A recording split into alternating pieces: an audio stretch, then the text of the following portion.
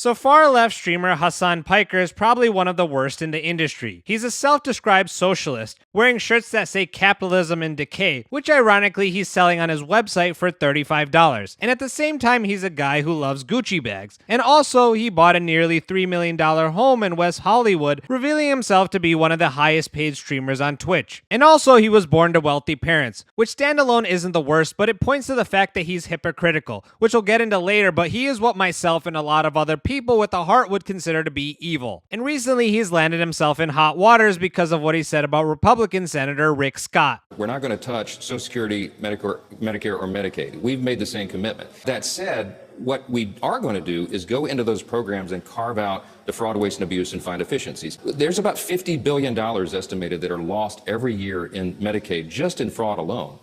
That fraud is not coming from individuals, it's coming from providers. They're not tackling providers. They're not actually going after like false billing. They are trying to cut recipients. If you cared about Medicare fraud or Medicaid fraud, you would kill Rick Scott. You wouldn't make Rick Scott, former governor of Florida, Rick Scott.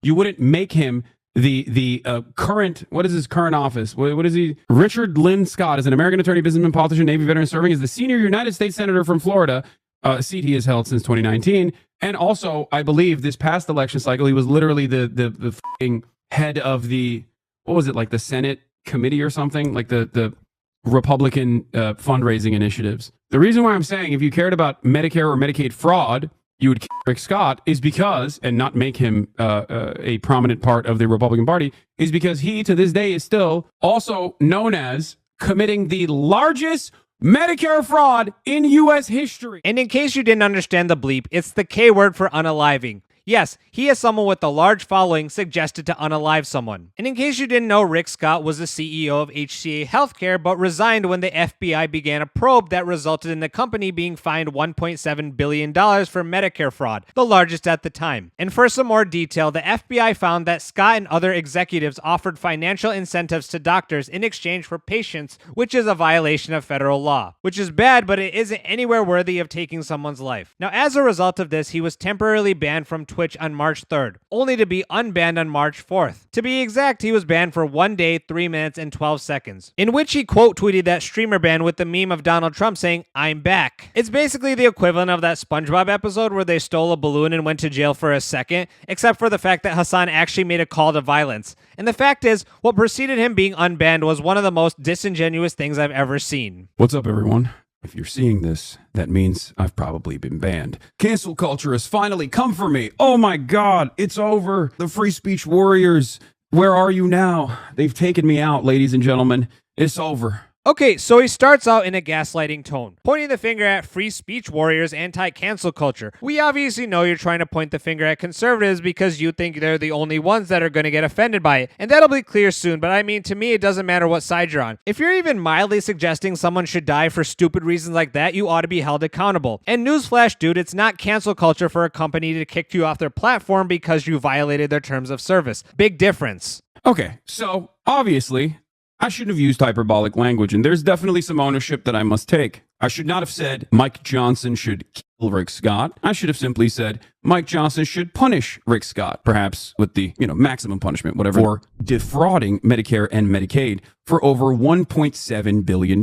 My statement was hyperbolic. That much is obviously clear. But the intention of it was not a call to violence directly against a sitting senator, but instead was to show the hypocrisy of the Republican Party in terms of how little they truly care about Medicare and Medicaid fraud, because that happens at the point of the provider and not necessarily in the point of the recipients. I shouldn't have used the term kill.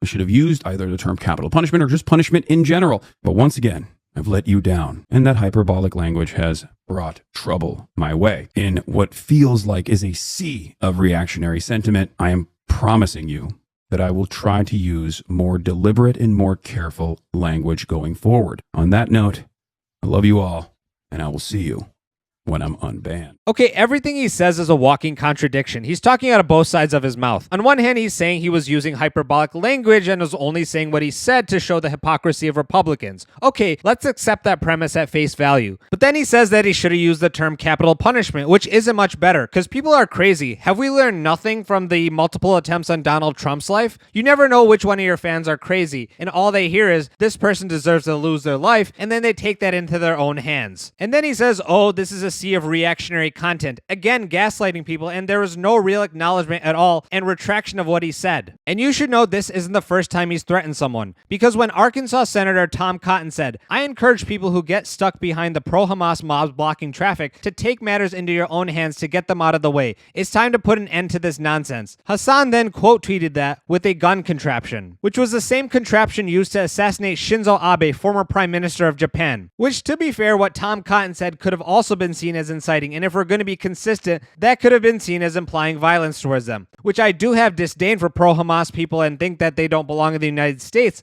but it's also like, dude, don't sink down to their level. But either way, when it comes to Hasan Piker, clearly he knows what he's doing. And time and again, he's shown himself to be someone who doesn't care about you if he deems you to be inferior, to the point where he'll actually be okay with terrible things happening to you, including if you are a wealthy fail daughter. Henry College is like doing one good thing, which is that like if you have these millionaire, billionaire, WASP fail sons, at least taking them out of other colleges so they can only do date to other billionaire, millionaire fail daughters is like, in some respects, from a utilitarian perspective, of course, a little bit better. You know what I mean? Like taking these guys and putting them in a pen with one another is ultimately getting them away from the broader society. Which not only is it a horrible thing to even be remotely okay with that happening to you if you are a fail daughter, quote unquote, but pun intended, it's kind of rich coming from him. Because he's demonizing boys and girls who grew up with money as if they're all bad people, which I do think that some kids born into money grow up protected and ultimately become entitled a-holes, but some kids genuinely try their hardest to make something of themselves, and for whatever reason they have challenges and can't live up to their parents' expectations. It's a range, but to even bring up the idea of it being better if grape happens at colleges between two people born into money is pure evil. And even more so for those who don't know, Hasan is a nepo baby to an extent, because he started off as a producer for the Young Turks, which is co-founded by his uncle Cenk Uygur. And there's nothing wrong with growing up affluent, and nepotism happens. It's just all this rhetoric coming from Hasan's mouth is kind of rich. But guys, that's not the worst thing he said, as he said he doesn't care about October 7th grapes. Doesn't matter. Doesn't matter if happened on October 7th. Like, that doesn't change the dynamic for me even this much. Even laughing at Jewish people worried about anti-Semitism in the USA. Her Democrat says she's undecided because of concerns about anti-Semitism. Beth? Yes! Hi, thank you for being here. Thank you, Thank Beth. you for remembering we need to bring the hostages home. Of course. The rise of anti-Semitism and violence from anti-Semitism has risen greatly on college called campuses it. and on our city streets. Or worse, in November when there was an anti-Semitic attack in Amsterdam on Israeli soccer fans, which included Israelis being hunted down, assaulted, and injured, Hasan laughed at a Jewish man being tormented by pro-Palestinians. Say free Palestine and we go. Good. They threw him in the canals of Say Free Palestine and we go. Could not independently verify. I don't feel fully bad for people who are like Hezbollah, but like a little when you see that clip and you have to pretend it's like not funny, Yeah. like you lose something as a human. Now, I can go on and on, but we'd be here for hours, but the point is that this guy is someone who doesn't care about human life other than those in his echo chamber whom he deems worthy. And what's worse is that he never gets held accountable for his actions. He says the most hateful stuff, and yes, free speech is allowed, but not to the point where you're threatening people's lives. And I feel it's the fact that he's been enabled for so long, he just thinks he can say anything he wants with zero repercussions. He's emblematic of the modern spoiled man-child. Those who've been allowed to do whatever they want to no end. Because for Hasan, when he finally gets hit with the slightest consequences of his actions, which a 24-hour ban is nothing if you ask me, he blames other people. But guys, I want to thank you all for watching this video as always, and if you appreciated my commentary, please give it a thumbs up, and if you're new to this channel, hopefully I've earned a subscription. Here's some more videos for you to watch in the meantime. Until next time, peace out.